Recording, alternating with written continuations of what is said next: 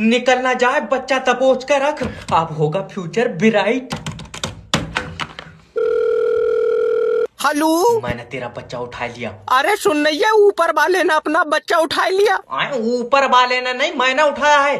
तुमने उठाया? कौन? यमराज? यमराज नहीं, किडनैपर जैब स्पीकिंग। उठा लिया मतलब किडनैप करा है यार। अच्छा, तू चाहता है कि ये तेरे बुढ़ापे का सहारा बने? हाँ। 5 लाख रुपए दे। रहने दो, मैं डंडा ले लूंगा। अरे मजाक नहीं, अगर मुझे पैसे नहीं मिले मैं इसकी सांस रोक दूंगा। चालू कै बजे करोगे? ये लौंडा तेरा इंजन है, चालू कै बजे करोगे?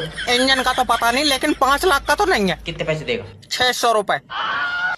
इतने भी क्यों दे रहा है? हाँ, रहने दो, मैं दूसरा बना लूंगा। दूसरा बना लूंगा? तेरे पास आदमी देने वाली मुर्गी है।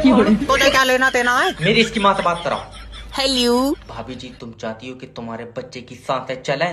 हाँ। 5 लाख रुपए दो। सांसें बंद कर दो। हेलो, ओए